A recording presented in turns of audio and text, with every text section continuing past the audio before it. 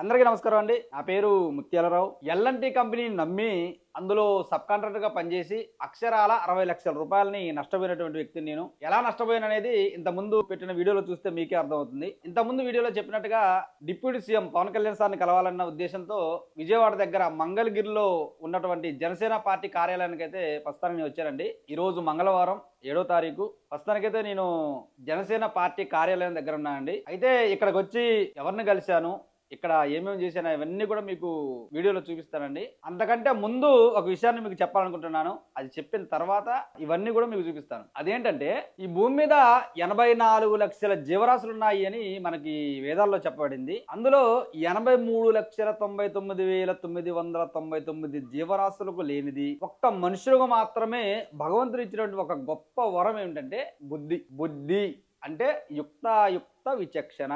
ఇది మంచి ఇది చెడు అని తెలుసుకొని ప్రవర్తించగలిగేటటువంటి స్థితి. అందుకే మన పెద్దవాళ్ళు ఎవరైనా తప్పు చేశారనుకోండి, ఎరా నీకు బుద్ధి ఉందారా అంటారు. అంటే నువ్వు మనిషివే కదరా, భగవంతుడు నీకు బుద్ధి ఇచ్చాడు కదా, అయినా కూడా తప్పెందుకు చేశావు అని దాని అర్థం. అయితే ఎందుకు నేను ఈ విషయాన్ని ఇంతలా అర్థమయ్యేలా చెప్తున్నానంటే, కామెంట్లలో ఒక ఇద్దరు అన్నయ్యలు పెట్టినటువంటి కామెంట్లు చూశాను. ఒక అన్నేమో నీకు పిచ్చి పట్టిందిరా అంటాడు, ఒక అన్నేమో నీకు అసలు బుర్రే లేదు, నీకు అసలు తెలివే లేదు, ఒక దగ్గర మోసపోయి ఇంకో దగ్గర ఎట్ట పోయినావు, అసలే నేను అన్ని విధాలుగా నష్టపోయి రూమ్ రెంట్ కట్టలేక భార్య పిల్లల్ని ఇంటికి పంపించి తిండి తిప్పలు లేకుండా తెలిసిన ఫ్రెండ్ ఇంటి దగ్గర ఉంటే ఏదో పుండి మీద కారం చెల్లినట్టుగా మీరు అలా కామెంట్లు పెడితే ఎలా అన్నయ్య? శ్రీధర్ అన్నయ్య నువ్వు పెట్టిన కామెంట్ ఏంటంటే, మోసం ఒకసారి జరిగితే దురదృష్టం, రెండోసారి జరిగితే తెలివితనం, నీకు బుర్ర లేదు తెలివి లేదు కాబట్టి నేను నీకు సహాయం చేయను. నువ్వు సహాయం చేయకపోయినా పర్లేదన్నా శ్రీధర్ అన్న, నువ్వు అడిగిన దానికి సమాధానం చెప్తా, ఒకసారి క్లారిటీగా విను. నేను ఫస్ట్ టైం ఎల్&టీ కంపెనీలో జాయిన్ అయినప్పుడు జీరో నాలెడ్జ్, నాకు ఏమీ తెలియదు. అంటే కంపెనీలో పిఎఫ్ జిఎస్టీ ఇటువంటి రూల్స్ ఉంటాయన్న విషయం నాకు అసలే తెలియదు. నేను చదువుకున్నదే 10వ తరగతి, అది కూడా Telugu medium, Buragampar govt high school, 2003వ బ్యాచ్. ఒక రోజు నాకు ఎల్&టీ కంపెనీ నుండి ఒకసారి ఫోన్ చేసి, నాకు 100 మంది వర్కర్స్ కావాలి, ఒక్క వ్యక్తి మీద నీకు ప్రతిరోజు లాభం వచ్చేసి 100 రూపాయలు మిగులుతాయి, అలా ఎంతమంది వర్కర్స్ నువ్వు తీసుకొస్తే అన్ని వందలు మిగులుతాయి రోజుకి. అప్పుడు నేనెలా ఆలోచించా అంటే, ఎల్&టీ అంటే చాలా పెద్ద కంపెనీ, ప్రతి నెల 15వ తారీఖు డబ్బులు ఇస్తామని చెప్పారు. అంటే పెద్ద కంపెనీ కాబట్టి ఖచ్చితంగా ఇస్తారు. కాబట్టి 100 మంది వర్కర్స్ పెట్టామనుకోండి, రోజుకు 100 రూపాయలు అంటే రోజుకి 10,000 అంటే నెలకు వచ్చేసి 3 లక్షల రూపాయలు. నెలకి 3 లక్షల రూపాయలు ఎవరికి వస్తాయండి? సాఫ్ట్వేర్ ఎంప్లాయీ కూడా రావు. అలా నేను ఆలోచించి మరీ ఎక్కువ ఆశ పోకుండా ఒక 50 మంది వర్కర్ని తీసుకొచ్చి ఇచ్చా. అంటే 50 మంది మీద నెలకు వచ్చేసి 1,50,000 రూపాయలు మిగులుతాయి చాలు అని చెప్పి నేను ఒక 50 మంది వర్కర్ని తీసుకొచ్చి ఎల్&టీ కంపెనీలో జాయిన్ చేశాను. వర్కర్స్ నీకెలా తెలుసు అంటే, నేను తర్వాత ఇంకో వీడియోలు చెప్తాను మీకు. తీసుకొచ్చాక ఏమైంది, ఎల్&టీ కంపెనీ వాళ్ళు ప్రతి నెల 15వ తారీఖు ఖచ్చితంగా ఇస్తానని చెప్పారు. అలాంటిది ఫస్ట్ నెల అయిపోయింది ఇవ్వలేదు, 2 నెల అయిపోయింది ఇవ్వలేదు, 3 నెల అయిపోయింది ఇవ్వలేదు. ఇక్కడ వచ్చిన పెద్ద ప్రాబ్లం ఏంటంటే, కంపెనీ వాళ్ళు ఇచ్చినా ఇవ్వకపోయినా ఒక సబ్ కాంట్రాక్టర్గా నేను పిఎఫ్ అండ్ జిఎస్టీ ఇవి రెండు కూడా ఖచ్చితంగా ప్రతి నెల 15వ తారీఖు లోపల కట్టాలి. కంపెనీ వాళ్ళు ఇచ్చారా లేదా వీటితో సంబంధం లేదు వాళ్ళకి, ఎందుకంటే ఇవన్నీ కూడా గవర్నమెంట్కి సంబంధించినటువంటి రిజిస్ట్రేషన్లు కాబట్టి ఎల్&టీ కంపెనీ వాళ్ళు డబ్బులు ఇచ్చినా ఇవ్వకపోయినా ప్రతి నెల 15వ తారీఖు లోపల పిఎఫ్ కట్టాలి, జిఎస్టీ కట్టాలి. అలాగే ఖచ్చితంగా 15వ తారీఖు వర్కర్స్ కి డబ్బులు ఇస్తానని చెప్పి నేను తీసుకొని వచ్చా. ఎందుకని అలా చెప్పా అంటే, ఎల్&టీ కంపెనీ వాళ్ళు ఖచ్చితంగా మేము 15వ తారీఖే నీకు ఇస్తాం అని చెప్పారు కాబట్టి. ఇక్కడేమో వాళ్ళు ఇస్తానన్న టయానికి కంపెనీ వాళ్ళు ఇవ్వట్లేదు, 3 నెలలు అయిపోయింది రేపు అని చెప్పి. అందుకని చెప్పి నేను వడ్డీకి డబ్బులు తీసుకున్నా. వడ్డీకి డబ్బులు అంటే ఏదో నెలకు వచ్చేసి 2 రూపాయల ఇంట్రెస్ట్ 3 రూపాయల ఇంట్రెస్ట్లు అవి కాదండి, రోజుల లెక్క. అవి లెక్కలు వేరే చెప్తే బాగుండదులే కానీ అప్పుడున్న పరిస్థితిలో మొత్తం మీదైతే రోజుల లెక్క వడ్డీ ప్రకారం నేను డబ్బులు తీసుకున్నాను. అలా రోజుల లెక్క ఎందుకు తీసుకోవాల్సి వచ్చింది అంటే, అప్పుడు ఉన్నటువంటి అవసరం అలాంటిది. ఎక్కువ వడ్డీ అయినా కూడా అప్పుడు అవసరం, అంతే, ఇక తప్పదు.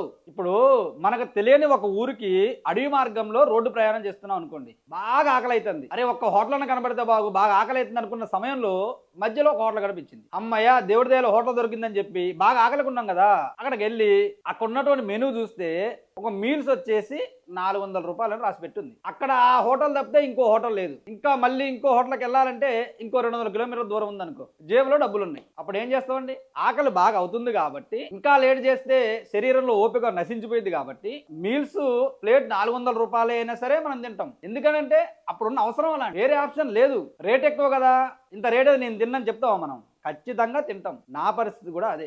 నా వెనక ఆస్తుపాస్తులే లేవు, అవన్నీ చూసి వీడికి ఇచ్చినా మళ్ళీ తర్వాత ఆయన ఇస్తాలే అని చెప్పి ఇవ్వడానికి. కాబట్టి ఇస్తానన్నోడు ఎవడు ఆయనే దేవుడు ఆ టయానికి. ముందు ఇస్తే చాలు. నా మీద నమ్మకం పెట్టుకుని అంతమంది వర్కర్స్ వచ్చారు కాబట్టి వర్కర్స్ అందరూ ఒడిస్సా నుండి 1000 కిలోమీటర్ల దూరం నుండి నా మీద నమ్మకం పెట్టుకుని వచ్చారు. వాళ్ళకి టయానికి డబ్బులు ఇవ్వాలి కదండి. ఇప్పుడు ఎల్ఎన్టీ కంపెనీ వాళ్ళు ఇలా చేస్తారని నాకు తెలిసింది అనుకోండి, నేను దాని తగ్గట్టు వేరే విధంగా చూసుకొని వాళ్ళని తీసుకొని వస్తా. ఎల్ఎన్టీ కంపెనీ అంటే దానికి ఒక పేరుంది, పెద్ద కంపెనీ. పెద్ద కంపెనీ వాళ్ళు డబ్బులు ఇవ్వకుండా ఎందుకుంటారు అసలు? మనం ఏం వాళ్ళు అప్పడగట్లేదు కదా, మనం చేసిన డబ్బులే మనం అడుగుతున్నాం. కాబట్టి నా మీద నమ్మకం పెట్టుకుని వర్కర్స్ వచ్చారు కాబట్టి వాళ్ళకి నేను ఖచ్చితంగా 15వ తారీఖు ఇస్తానని చెప్పిన కాబట్టి ముందైతే వర్కర్స్కి డబ్బులు ఇవ్వాలి. వాళ్ళు నన్ను నమ్మి 1000 కిలోమీటర్ల దూరం నుంచి వాళ్ళ ఇంటి దగ్గర భార్య బిడ్డలను అందరినీ వదిలేసి వచ్చారు. అలాంటి వాళ్ళకి సమయానికి డబ్బులు ఇవ్వకపోతే ఎలాగండి? ఎల్ఎన్టీ కంపెనీ అంటే పెద్ద కంపెనీ కాబట్టి ఖచ్చితంగా 15వ తారీఖు డబ్బులు ఇస్తానంటే అదే విషయం నేను వాళ్ళకి చెప్పి వాళ్ళని తీసుకొని వచ్చా. ఇప్పుడు వర్కర్స్ దగ్గరికి వెళ్ళి కంపెనీ వాళ్ళు 15వ తారీఖు డబ్బులు ఇస్తానని చెప్తే నేను మిమ్మల్ని తీసుకొని వచ్చా. వాళ్ళు నాకు 15వ తారీఖు ఇవ్వలేదు కాబట్టి నేను కూడా మీకు ఇవ్వను అని చెప్తే సరిపోదు కదండి. వాళ్ళు ఎల్ఎన్టీ కంపెనీ వాళ్ళని నమ్మి రాలేదండి, నన్ను నమ్మి వచ్చారు. అందుకని అప్పులు చేసి వడ్డీలకు డబ్బులు తెచ్చి సమయానికి వర్కర్స్కి అయితే నేను డబ్బులు ఇచ్చి నా నమ్మకాన్ని నిలబెట్టుకున్నా. వడ్డీకి నేను ఎవరి దగ్గర అయితే డబ్బులు తీసుకున్నానో వాళ్ళకి వారం రోజులలో ఇస్తానని చెప్పి తీసుకున్నా. ఎందుకంటే ఎలాంటి వాళ్ళు ఇగో రేపు వస్తా ఎల్లుండి వస్తాయి అని చెప్తున్నారు. అందుకని నేను వారం రోజులని వాళ్ళకి చెప్పి నేను డబ్బులు తీసుకొని వచ్చా.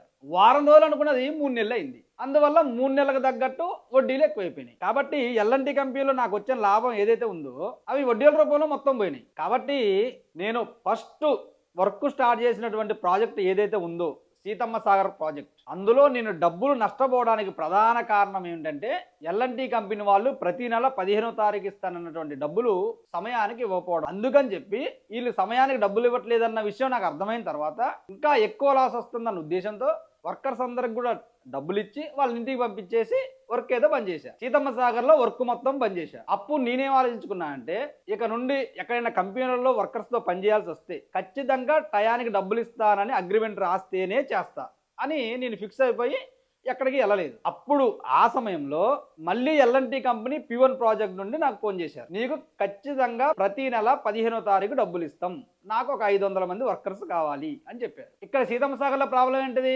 ఖచ్చితంగా 15వ తారీఖు డబ్బులు ఇస్తామని చెప్పి ఇవ్వలేదు. కాబట్టి వీళ్ళు కూడా ఇస్తానని చెప్తున్నారు, ఇస్తారని గ్యారంటీ ఏంది? అందుకని చెప్పి నేనే అక్కడికి వెళ్ళి వైజాగ్ P1 ప్రాజెక్టులో అక్కడ ఉన్నటువంటి ప్రాజెక్ట్ మేనేజర్ని కలిసి ఖచ్చితంగా ఇస్తానంటేనే నేను వర్క్ చేస్తా, కొంచెం ప్రాబ్లం వచ్చి డిలే అయినా కూడా నేను వర్క్ బంద్ చేస్తా అని చెప్పేసి మాట్లాడడం జరిగింది. ఆయన 100% చెప్పారు, ఖచ్చితంగా మీకు 15వ తారీఖు డబ్బులు అకౌంట్లో పడతాయి. అయితే అక్కడ ప్రాజెక్ట్ మేనేజర్ గారు చెప్పినట్టుగా 100% ప్రతి నెల 16వ తారీఖు నైటు ఖచ్చితంగా డబ్బులు వచ్చినాయి. నేను 10 నెలలు పనిచేసా, 10 నెలలు కూడా ఖచ్చితంగా 16వ తారీఖు నైట్ కల్లా ఖచ్చితంగా అకౌంట్లో డబ్బులు పడ్డాయి. అక్కడ ప్రాబ్లం డబ్బులు కాదు, అక్కడ ప్రాబ్లం ఏంటిదంటే లేబర్ కాలనీ. లేబర్ కాలనీలో ఏ విధంగా ప్రాబ్లం వచ్చిందంటే ఉదాహరణకి ఒక 100 మంది ఉండడానికి రూములు ఉన్నాయనుకోండి, వాళ్ళు 1000 మందిని తీసుకొని వచ్చారు. ఇక్కడ ఉన్న రూములేమో 100 మందికి, వాళ్ళు తీసుకొచ్చింది 1000 మందికి. ఇప్పుడు బాత్రూమ్స్ ఎంత ఇబ్బంది అవుతుంది, తినడానికి ఎంత ఇబ్బంది అవుతుంది ఒకసారి మీరే అర్థం చేసుకోండి. 100 మంది సరిపోయే దగ్గర 110 మందిని పెట్టినా అడ్జస్ట్ అవ్వచ్చు. 100 మంది సరిపోయే దగ్గర 1000 మందిని పెడితే ఎలా ఉంటది?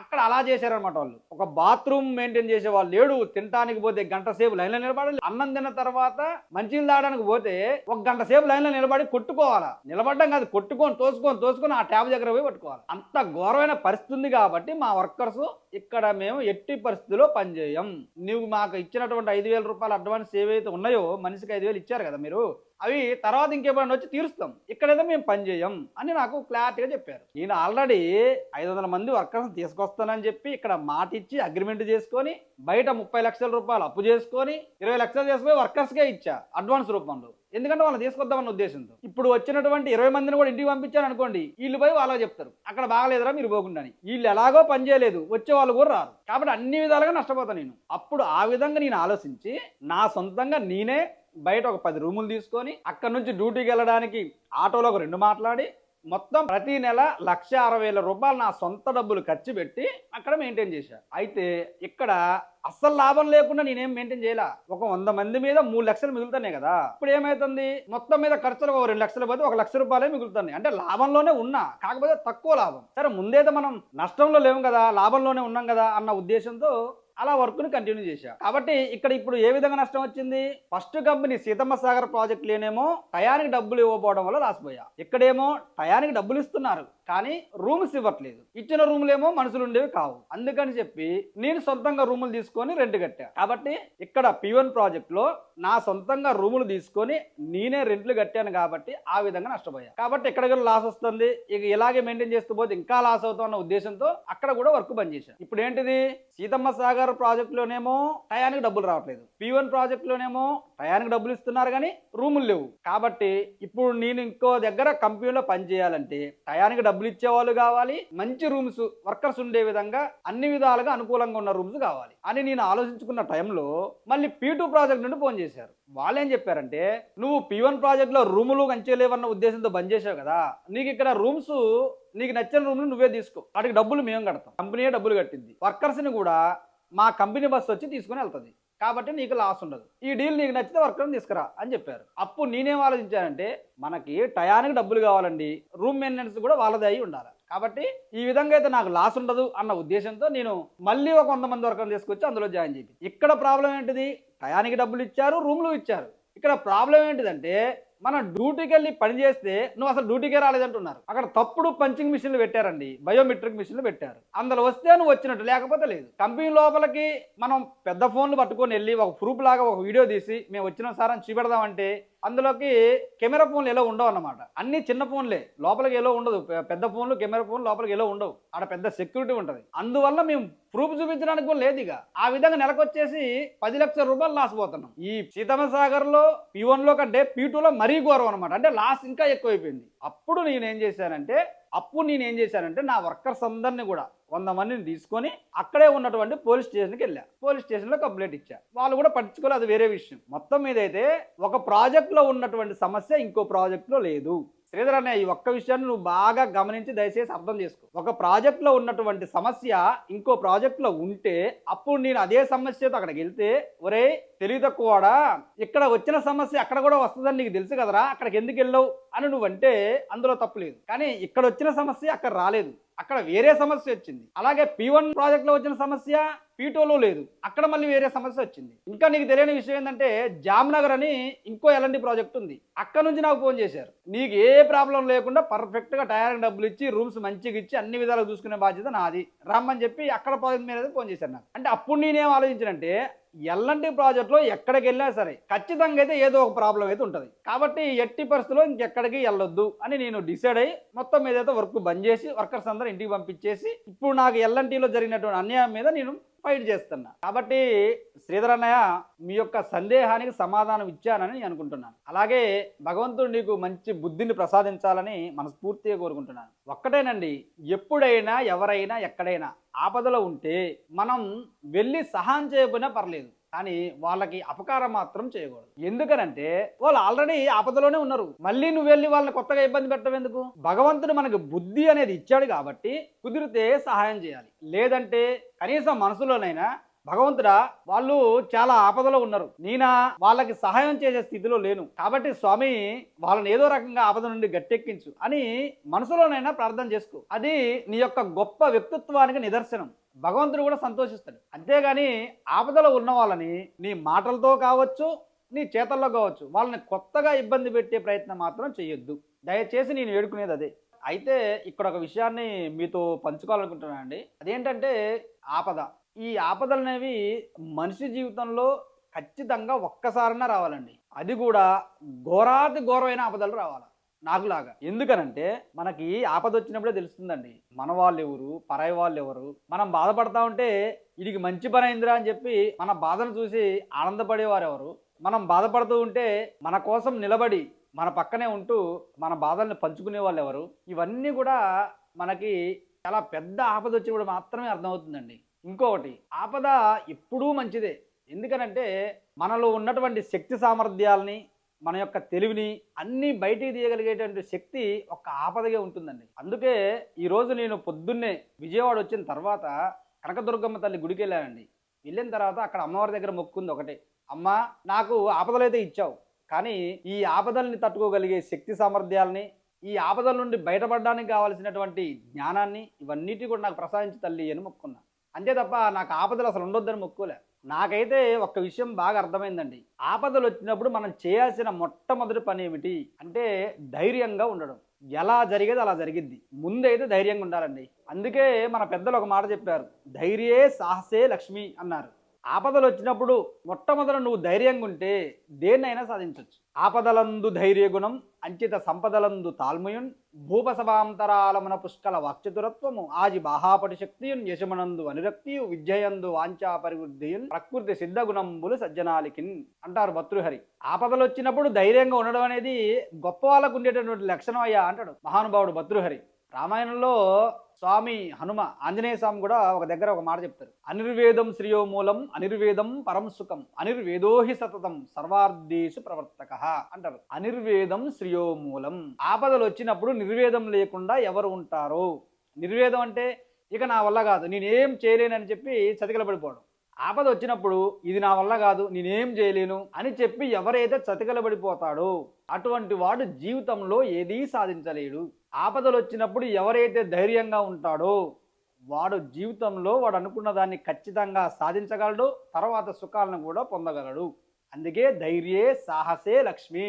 ఆపద వచ్చినప్పుడు ధైర్యంగా సాహసంతో ఎవడు నిలబడతాడో అటువంటి వారినే లక్ష్మి వరిస్తుంది అని మనకి ఎన్నో గ్రంథాల్లో చెప్పబడింది. నేను నిజానికి అంత ధైర్యవంతుని కాదండి, కానీ మీరు కామెంట్ రూపంలో నాకు ఇచ్చినటువంటి ధైర్యం అంతా ఇంత కాదు. నీకేం కాదు తమ్ముడు, నీ వెనక మీ అందరం సపోర్ట్గా ఉన్నామని చెప్పి మీరు పెట్టే కామెంట్లు నాకు చాలా ధైర్యాన్ని ఇచ్చి ఇలా ముందుకు వెళ్ళేలా చేస్తుంది. కాబట్టి మీ కామెంట్ రూపంలో నాకు మనోధైర్యాన్ని ఇచ్చి నన్ను ముందుకు నడిపిస్తున్న మీ అందరికీ కూడా పేరు పేరున మనస్ఫూర్తిగా నా హృదయపూర్వకమైనటువంటి ధన్యవాదాలు మీకు తెలియజేసుకుంటున్నాను. ఇలాగే మీ సపోర్ట్ నాకు ఎప్పుడు ఉండాలని మనస్ఫూర్తిగా కోరుకుంటున్నాను. అలాగే ఇంత ముందు నేను పెట్టినటువంటి వీడియోలో నాకెవరైనా డబ్బులు సహాయం చేయండి అని చెప్తే చాలామంది నాకు డబ్బులు పంపించారండి.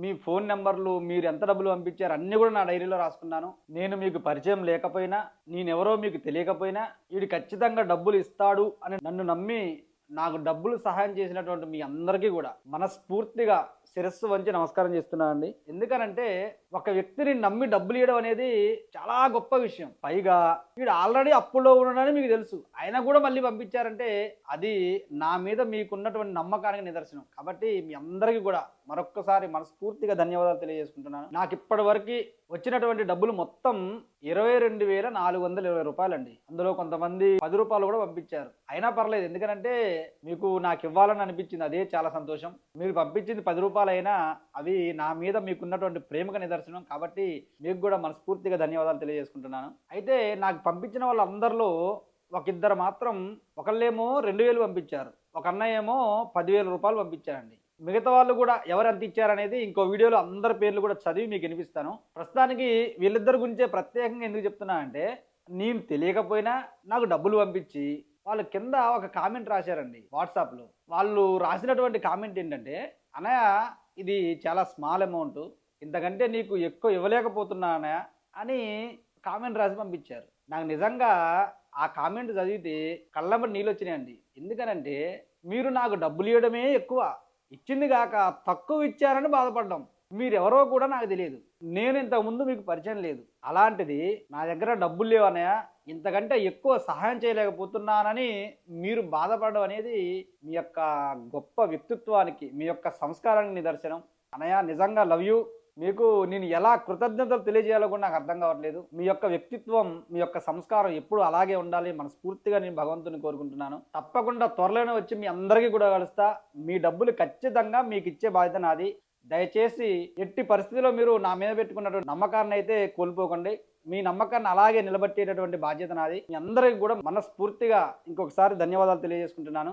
నాకు ఎట్టి పరిస్థితిలో అన్యాయం జరగదండి, ఖచ్చితంగా న్యాయమే జరుగుతుంది. నాకు ఖచ్చితంగా భగవంతుడు న్యాయం చేస్తాడని పరిపూర్ణమైన నమ్మకం ఉంది. ఎందుకనంటే నాది ఒక్కటే నమ్మకం, నేను ఇంతవరకు కావాలని ఎవ్వరినీ మోసం చేయలేదు. నేను ఎప్పుడు బయటికి వెళ్ళినా కనీసం 50 రూపాయలైనా ఆ రోడ్డు మీద అడుక్కునే వాళ్ళకి, కాళ్ళు చేతులు లేకుండా ఇబ్బంది పడే వాళ్ళకి ఖచ్చితంగా ఇచ్చొస్తాను. నా ముందు ఎవరికైనా ఆపద వచ్చి ఇబ్బంది పడితే అప్పుడు నేను ఎంతవరకు వాళ్ళకి సహాయం చేయగలను అన్ని విధాలుగా సహాయం చేస్తాను. నాకు ఒక్క చెడు అలవాటు కూడా లేదండి. సిగరెట్ తాగను, బీడీ తాగను, గుట్కాలు తినను, తంబాకులు తినను, బీర్లు తాగను, వాటర్లు తాగను. ఇవి చెడు అలవాట్లు అని ఒక లిస్టు రాస్తే అందులో ఒక్కటి కూడా నాకు లేదు. పైగా ప్రతిరోజు తెల్లవారుజామున బ్రాహ్మీ ముహూర్తంలో నిద్రలేచి 4:30 సమయానికి ఒక అరగంట సేపు ఎక్సర్సైజ్ చేసుకొని, స్నానం చేసి, ప్రతిరోజు పూజ చేసుకొని, భగవంతుడికి సంబంధించినటువంటి స్తోత్రాలు చదువుకుంటా. పొరపాటున కూడా కలలో కూడా నా పక్కోడు పాడైపోవాలని కోరుకోను. ఎందుకంటే ఎవరైనా కష్టపడితేనే కదండి డబ్బులు వచ్చేది, ఉత్తిగా ఎలా వస్తాయి? కాబట్టి మంచిగా బాగుపడుతున్నటువంటి వాడిని చూసి అసూయపడే లక్షణం 1% కూడా ఉండదు నాకు. ఇన్ని మంచి లక్షణాలు ఉన్న నాకు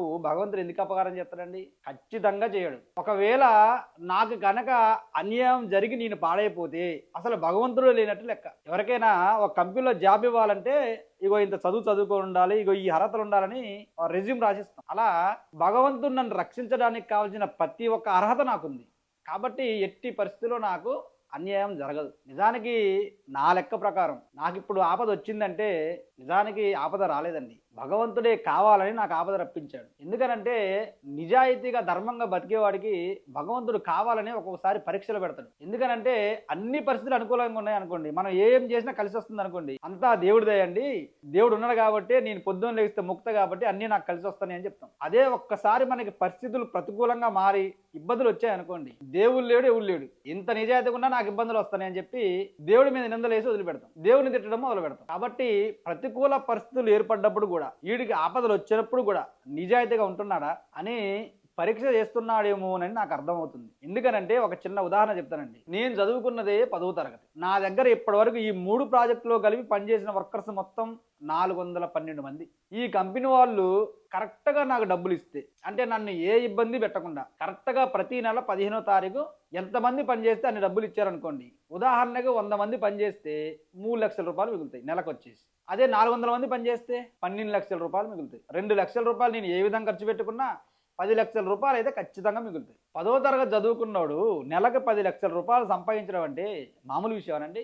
పెద్ద పెద్ద చదువులు చదివి సాఫ్ట్వేర్ జాబులు చేసే వాళ్ళకి కూడా రావని డబ్బులు. అటువంటి స్థితిని చిన్న వయసులో 10వ తరగతి చదువుకున్న నాకు భగవంతుడు కల్పించాడు. అలాంటిది ఇప్పుడు ఎలా తీసేస్తాడండి? ఒకవేళ తీసినా ఇంతకంటే గొప్ప స్థితినే ఇస్తాడు తప్ప ఇంతకంటే తక్కువ స్థితికి మాత్రం నన్ను పోనీయాడు. పూరి గుడిసెలో ఉండే ఒక వ్యక్తి ఒక బిల్డింగ్ కట్టుకోవాలనుకున్నాడు అనుకోండి, ఆ గుడిసెను పడగొట్టి అదే ప్లేస్లో బిల్డింగ్ కట్టుకుంటాడు. అంటే బిల్డింగ్లో ఉండాలి అనుకుంటే పూరి గుడిసె తీసేయాలి. అలా భగవంతుడు ఇక్కడ నన్ను పడగొట్టిందంటే ఇంకా ఎక్కడో ఏదో ఒక మంచి స్థానం ఉంది, ఆ స్థానంలో పంపించడానికి ఇక్కడ ఆపద అనే రూపంలో ఒక సమస్యను సృష్టించి ఇక్కడ లేకుండా చేస్తాడు. ఆ మంచి స్థితి ఏమిటనేది కొన్ని రోజులు ఓపిక పడితే తెలుస్తుంది. ఎందుకంటే దేనికైనా కొంత సమయం పట్టింది కదండి.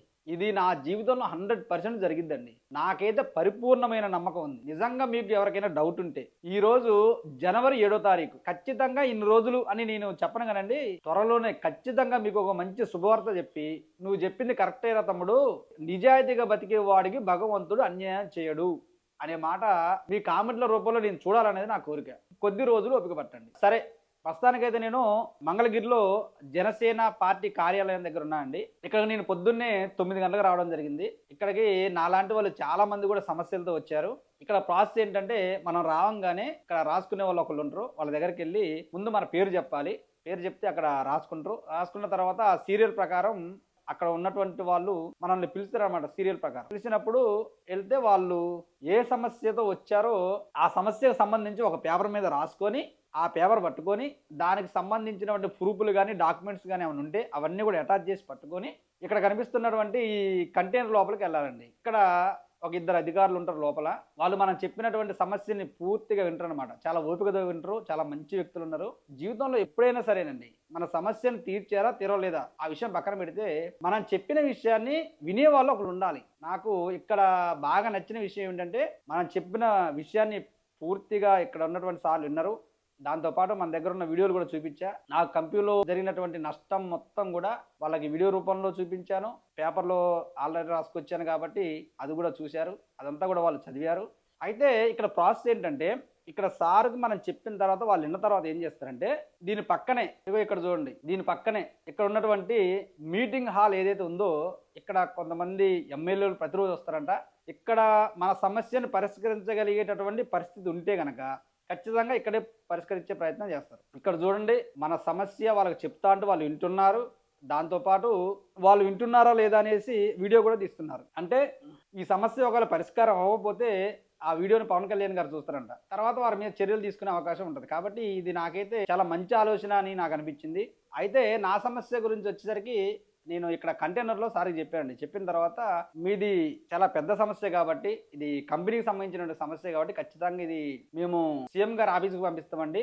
అక్కడ దీని కంపెనీకి సంబంధించిన అధికారులు ఉంటారు, వాళ్ళ దగ్గరికి వెళ్తుంది. కాబట్టి వాళ్ళు నీ సమస్యను పరిష్కారం చేసే విధంగా నీకు ఖచ్చితంగా ఫోన్ చేస్తారు. నీకు ఫోన్కి మెసేజ్ కూడా వచ్చిందని చెప్పి వాళ్ళు నాకు ఒక షూరిటీ ఇవ్వడం జరిగింది. అంటే మనం ఇక్కడ పేపర్ రూపంలో ఇచ్చినటువంటి ఈ దరఖాస్తు ఏది ఉందో ఇది వాళ్ళు సీఎం ఆఫీస్కి పంపిస్తారంట. మరి పవన్ కళ్యాణ్ సార్ని కలవాలి సార్ నేను, ఎందుకంటే ఇది నా ఒక్కడ సమస్య కాదండి, కంపెనీకి సంబంధించిన విషయం. చాలా మంది కాంట్రాక్టులు చాలా ఇబ్బందులు పడుతున్నారు, చాలా వర్కర్స్ కూడా చాలా ఇబ్బంది పడుతున్నారు. కాబట్టి అక్కడ ఉన్నటువంటి ప్రతి ఒక్క సమస్య పవన్ కళ్యాణ్ సార్కి వివరించాలనుకుంటున్నాను.